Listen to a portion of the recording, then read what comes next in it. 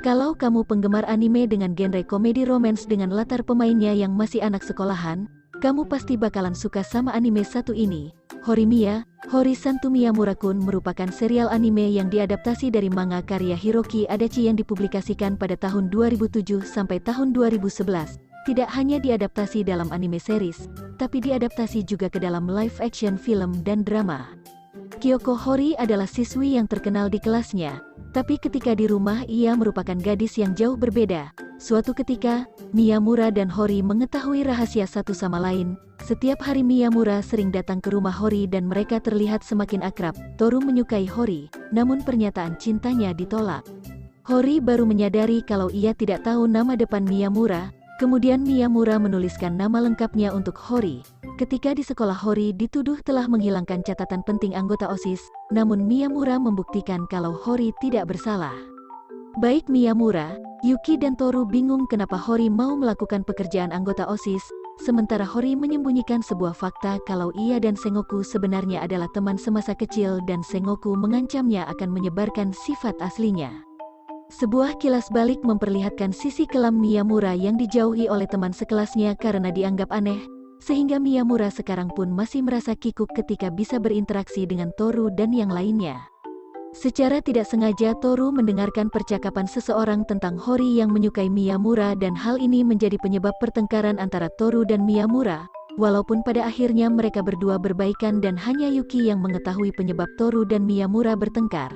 Sementara Sakura mulai menyukai Toru setelah ia dibantu oleh Toru yang mengambilkan selebaran kertas yang berjatuhan. Musim panas telah tiba, Hori baru mengetahui sisi lain Miyamura ketika ia berbicara dengan teman SMP-nya, Shindo. Keesokan harinya Hori demam dan dirawat oleh Miyamura.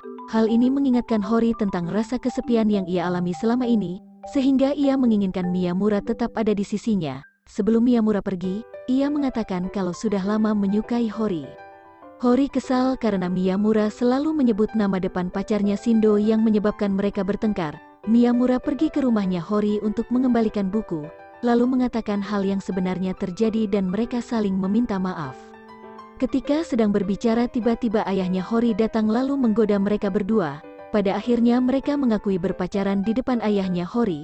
Mendadak Miyamura tidur di rumah Hori. Kemudian sebuah rumor tersebar tentang Hori dan Miyamura yang berpacaran. Miyamura memotong rambutnya dan ia mulai menjadi populer di kalangan murid perempuan.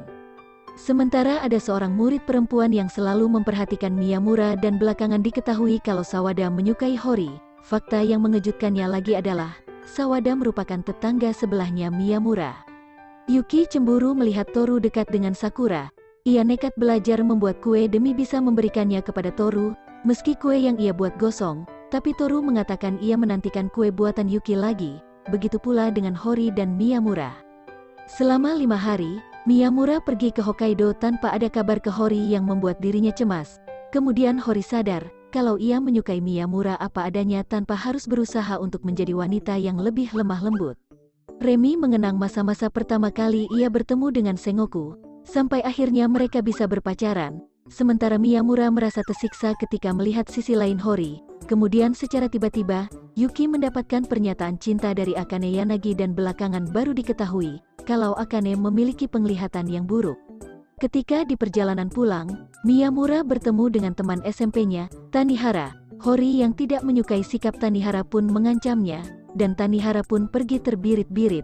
Sementara di sekolah, Miyamura mendapatkan sebuah fakta kalau Mizouchi tidak suka pada Miyamura karena dekat dengan Hori.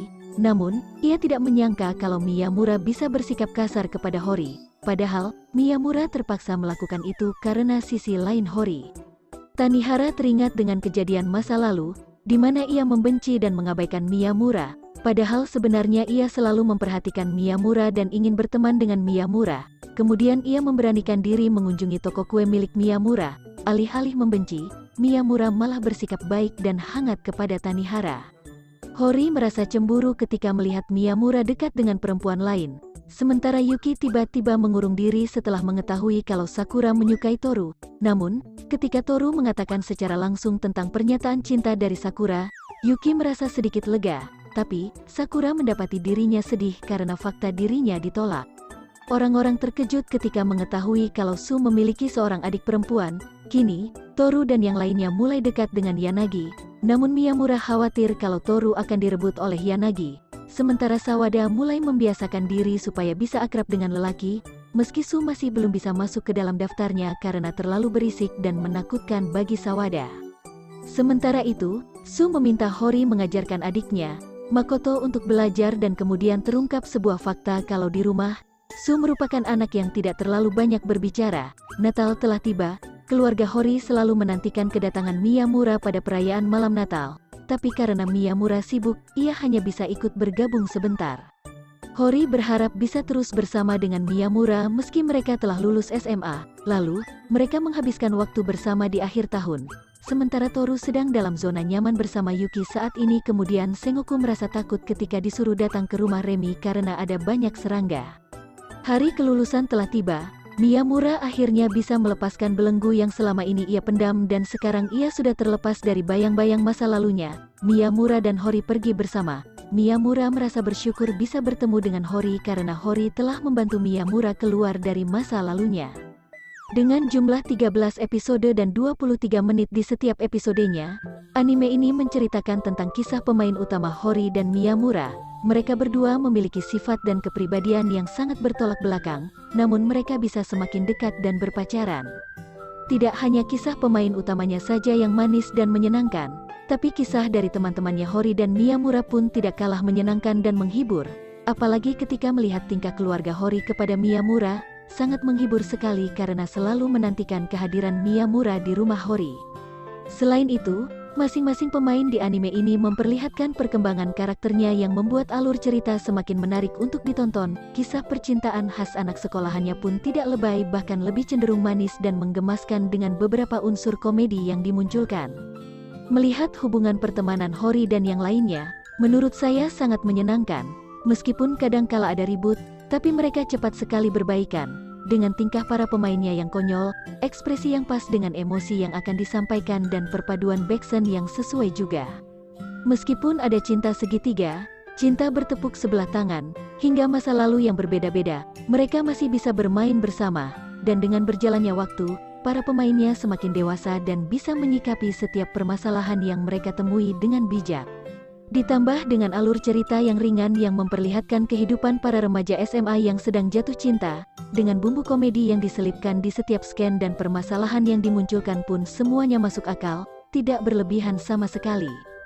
Sinematografi di anime ini juga sangat khas, mulai dari penggambaran para pemain, latar tempat yang diambil dan penggambaran suasana Jepangnya sangat alami. Intinya, melihat sinematografi anime ini akan membuat nyaman untuk ditonton. Anime ini memperkenalkan masing-masing pemain secara bergiliran, sehingga memudahkan yang menonton untuk mengenali para pemainnya, terutama ketika memperlihatkan sisi lain dari para pemainnya saat berada di sekolah dan di luar sekolah. Dari anime ini juga kita diperlihatkan, kalau setiap orang pasti memiliki masalahnya masing-masing. Ada yang belajar untuk berdamai dengan masa lalunya seperti Miyamura, ada yang menyembunyikan sifat aslinya seperti Hori, ada yang penakut tapi selalu berjuang seperti Sengoku, dan masih banyak lagi. Intinya, setiap orang pasti memiliki masalahnya masing-masing dan mempunyai cara tersendiri untuk menyelesaikannya. Bisa jadi, kehadiran orang lain ke dalam hidupnya justru menolong agar ia keluar dari belenggu masalah dan melanjutkan kembali hidup yang lebih baik, seperti adanya Hori untuk Miyamura yang membuat mereka bisa bergantung satu sama lain dan memilih untuk bahagia bersama.